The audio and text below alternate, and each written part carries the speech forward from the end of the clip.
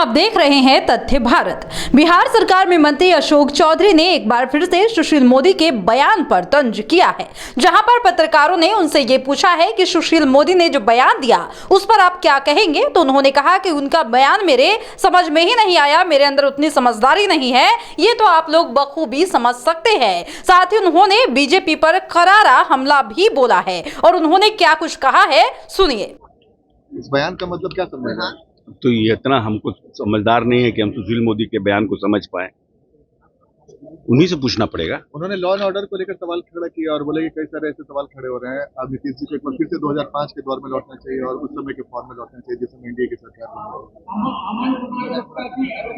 अपराधी बाहर भाग सकते हैं देश राज्य छोड़ करके। तो अपराधी यहाँ तो है नहीं। कौन अपराधी है बताइए? कौन ऐसा ऑर्गेनाइज्ड क्राइम इस प्रदेश में हो रहा है? और जब Sushil Modi ji deputy chief minister थे तब अनऑर्गेनाइज्ड क्राइम नहीं होता था क्या?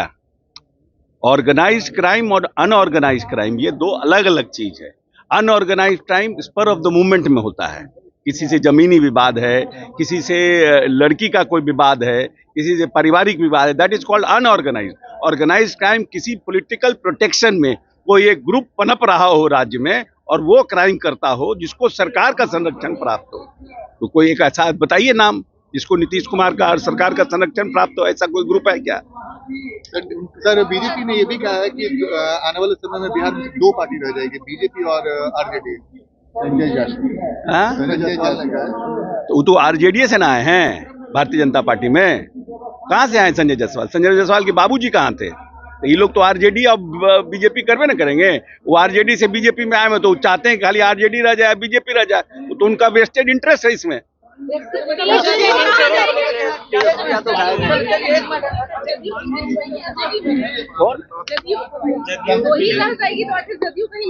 नहीं, ये सब फालतू का बयान है, ये सब उनका अपना मन ग्रंथ बयान है।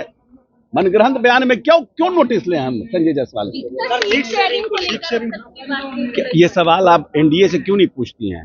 आप यंग पत्रकार हैं, ये सवाल जाकर के बीजेपी वालों से भी पूछिए कि कब आपका सीट शेयरिंग हो रहा है।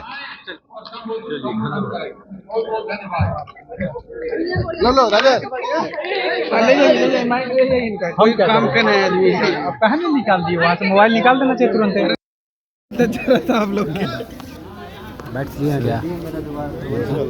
तो जैसा कि आपने सुना कि अशोक चौधरी ने बीजेपी पर किस तरीके से तंज किया है और साथ ही उनके अस्तित्व पर सवाल भी खड़े कर दिए हैं। साथ ही उन्होंने संजय जायसवाल पर भी हमला बोला है और कहा कि संजय जायसवाल के बारे में पूछने से पहले आपको उनके बारे में पूरी जानकारी होनी चाहिए।